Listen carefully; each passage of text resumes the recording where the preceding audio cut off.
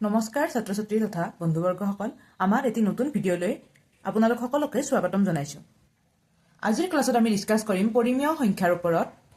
পৰিমেয় সংখ্যাৰ বিষয়ে সপ্তম, অষ্টম, নৱম, দশম সকলো শ্ৰেণীতে লাগে। সেইকাৰণে এইখিনি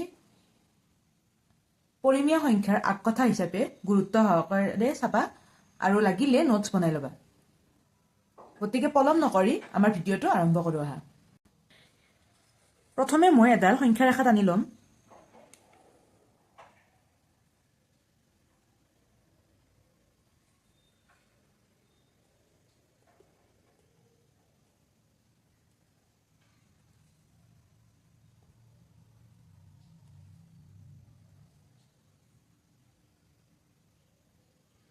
এক চেণ্টিমিটাৰ মূৰে মূৰে মই ইয়াত এটা এটা দাগ দি লৈছোঁ।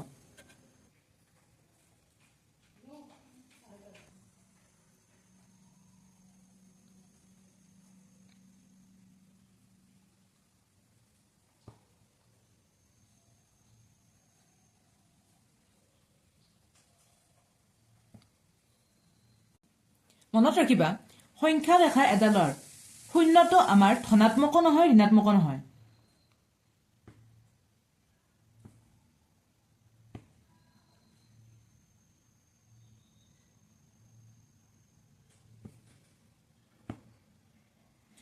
ধনাত্মক মানে হৈছে পজিটিভ সংখ্যাবোৰ, যিবোৰ সংখ্যা ৰেখাৰ ৰাইট চাইডে থাকে, আৰু ঋণাত্মক হৈছে নিগেটিভ সংখ্যাবোৰ, যিবোৰ সংখ্যা ৰেখাৰ লেফ্ট চাইডে থাকে। এতিয়া একৰ পৰা অসীমলৈ আমি আটাইখিনি সংখ্যাকে কম ধনাত্মক অখণ্ড সংখ্যা।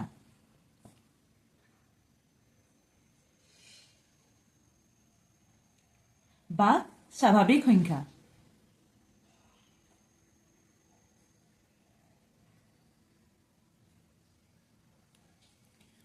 শূন্য আৰু স্বাভাৱিক সংখ্যাখিনি লগ হৈ আমি কম ইয়াক পূৰ্ণ সংখ্যা।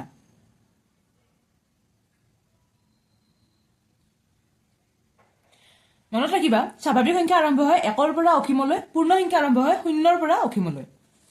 তাৰে পাছত মাইনাছ চিন থকা অৰ্থাৎ নিগেটিভখিনিক কম আমি ঋণাত্মক অখণ্ড সংখ্যা।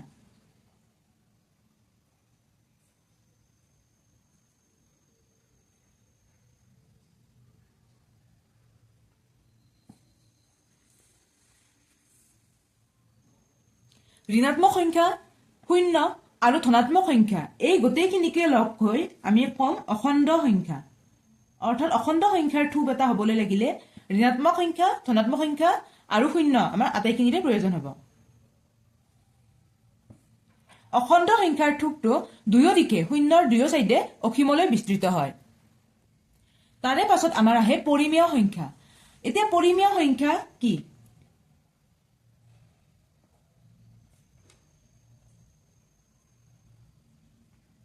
যিবোৰ সংখ্যা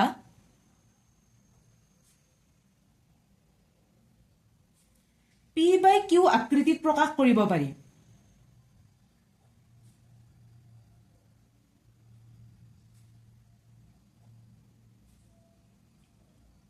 য'ত P আৰু Q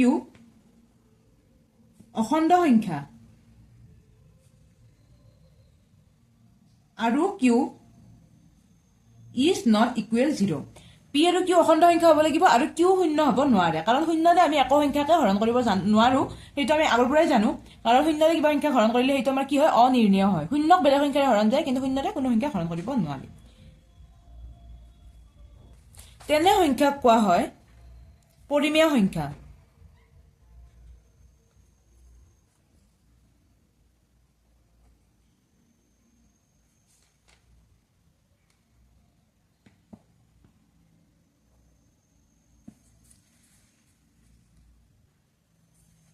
এতিয়া আমি পালোৱে ধনাত্মক বা স্বাভাৱিক হ'ব লাগিলে কি হ'ব, 1, 2, 3, 4 এনেকৈ অসীমলৈ হ'ব। ঋণাত্মক হ'ব লাগিলে -1, -2, -3, -4 এনেকৈ অসীমলৈ হ'ব। পূৰ্ণ সংখ্যা হ'ব লাগিলে শূন্যৰ পৰা আৰম্ভ হ'ব, তাৰে পাছত স্বাভাৱিক সংখ্যা অৰ্থাৎ 1, 2, 3, 4 এনেকৈ অসীমলৈ হ'ব। অখণ্ড সংখ্যা হ'ব লাগিলে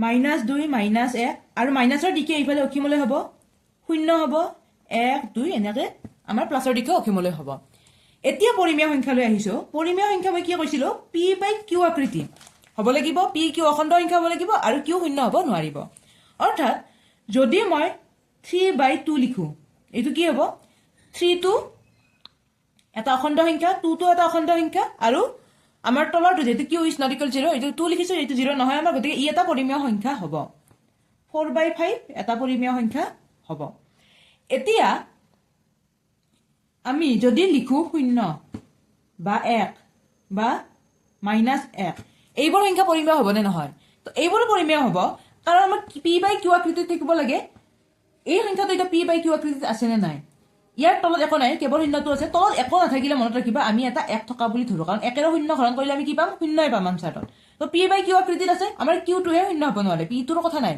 গতিকে ই এটা পৰিমেয় সংখ্যা হয় তেনেকৈ 1 ৰ তলতে 1 থাকিব 1 ৰে 1 হৰণ কৰিলে আমি 1 পাওঁ গতিকে ইও এটা পৰিমেয় সংখ্যা হয় -1 ৰ তলতে কি থাকিব এটা 1 থাকিব 1 ৰে -1 হৰণ কৰিলে আমি -1 পাম গতিকে সকলো অখণ্ড সংখ্যা মনত ৰাখিবা এটা পৰিমেয় সংখ্যা হ'ব কিন্তু সকলো পৰিমেয় সংখ্যা আমাৰ কি অখণ্ড সংখ্যা নহ'ব পাৰে যেনেকৈ এই সংখ্যাটো আমাৰ অখণ্ড সংখ্যা নহয় এটা পৰিমেয় সংখ্যাহে নিশ্চয় এইখিনিলে তোমালোকে বুজি পাইছা পৰিমেয় সংখ্যাৰ আগতেও মই মোটামুটি 3টা মান ভিডিঅ' আনিছিলো এইটো নিশ্চয় 4 নম্বৰ ভিডিঅ' হ'ব আমাৰ গতিকে আগৰ ভিডিঅ'বোৰো চাবা মই এইটো আৰু অকমান তোমালোকক ৰিভাইজ কৰি দিছো কাৰণ মই অনুশীলনী কোৱেশ্চন আনসাৰবোৰ কৰাৰ আৰম্ভ কৰিছো যদি আগৰ কথাবিলাক তোমালোকে ভালদৰে নাজানা তেতিয়া পাছলৈ তোমালোকে দিগদাৰ পাবা সেই কাৰণে মই এটা আৰু নতুনকৈ ভিডিঅ' এটা মই লৈ আহিছো এইখিনি ভালদৰে চাবা অনুশীলনীৰ কোৱেশ্চন আনসাৰবোৰ মই কৰি দি আছো এক্সাম্পলৰো মই কৰি দিম ভিডিঅ'বোৰ যিমান পাৰা চাবা নিজৰ নোটছ বনাই ল'বা ভিডিঅ'টো পষ্ট কৰি পেলাই নিজৰ নোটছ বনাই ল'বা আৰু যদি ভিডিঅ'টো চাই ভাল পাইছা তেন্তে আমাক জনাবা লাইক কৰিবা শ্বেয়াৰ কৰিবা আৰু কিবা বুজি নাপালে কমেন্ট কৰিবা ভিডিঅ'টো চাই ভাল পালে কমেন্ট কৰিবা যদি কিবা বুজি নোপোৱা থাকে তেন্তে কমেন্ট কৰিবা